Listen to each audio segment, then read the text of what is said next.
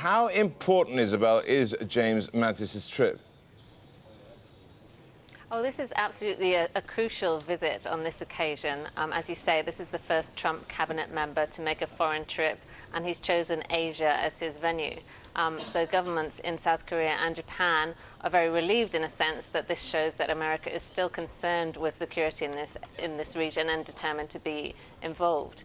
If you want to look at the root of the concerns about this, you have to go back to the election campaign, where we saw Donald Trump saying things like that South Korea and Japan were having a free ride on defense, that they weren't paying enough for the presence of U.S. troops here.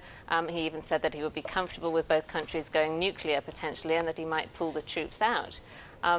These kind of things are not very comforting for countries like South Korea and Japan, which rely very heavily on the U.S.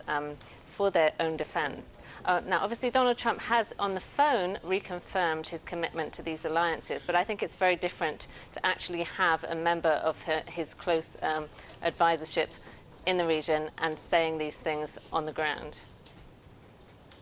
Well, indeed, and, you know, North Korea is the chief concern, is it now, not in South Korea and Japan, and also, of course, a resurgent China in the South China Sea.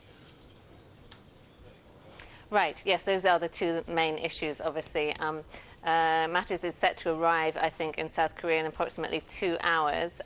He won't be speaking in public there, but he will probably be offering reassurances about how the U.S. Commitment to defend South Korea does stand.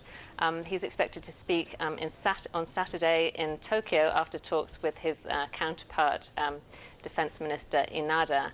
And what they're looking for in Japan is really a commitment to that bilateral defense agreement, and particularly that it covers the islands which are disputed between Japan and China, which have long been a potential flashpoint, and tensions could rise further if America doesn't step up and say publicly that it stands by its commitment over those islands.